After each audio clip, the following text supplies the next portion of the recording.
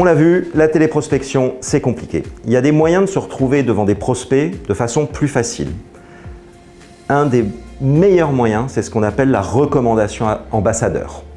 Alors la recommandation ambassadeur, c'est un petit peu difficile pour l'agent de talent qui n'a pas encore véritablement déjà un noyau de clients avec lesquels il travaille. Mais néanmoins, la mécanique est toujours la même.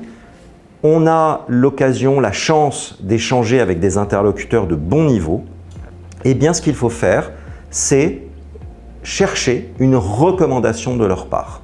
La recommandation, c'est quoi? C'est dire, écoutez Jean-Pierre, moi je trouve on collabore très bien ensemble, mais vous savez, moi j'ai besoin de faire grandir mon portefeuille. Vous savez qu'on perd toujours, il y a un taux d'attrition toujours un petit peu avec des clients chaque année. Donc vous savez, moi j'ai envie de développer mon business. Auriez-vous dans vos relations quelqu'un auprès de qui vous pourriez me mettre en contact? Voilà, ça c'est la recommandation ambassadeur. Très sincèrement, un client qui est content du service que vous lui donnez va très naturellement répondre favorablement à cette sollicitation.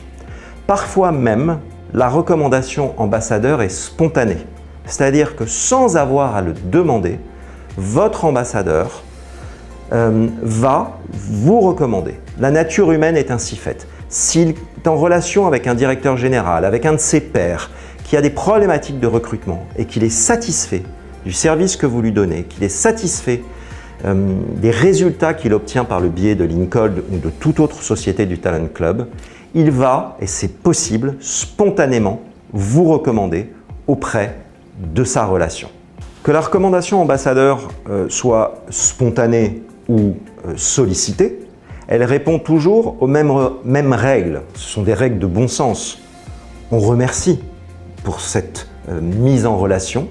Alors c'est quoi une mise en relation? C'est avoir un numéro de portable, un nom, et c'est cette formule magique versus de la téléprospection dans le mur, d'appeler quelqu'un en lui disant « je me permets de vous appeler de la part de ».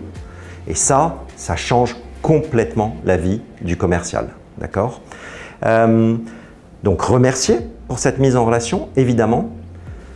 L'utiliser, parce qu'il n'y a rien de pire qu'une sollicitation de recommandation ou qu'une recommandation spontanée qu'on ne va pas exploiter, c'est-à-dire que, entre guillemets, elle n'était pas assez bien, donc on envoie un message absolument catastrophique à son ambassadeur, et surtout, le tenir au courant tout au long du process.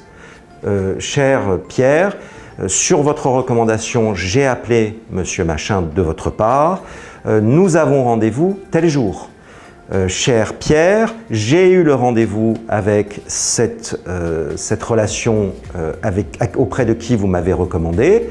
Je tiens à vous dire que nous allons travailler ensemble, etc., etc. Toujours tenir son ambassadeur au courant.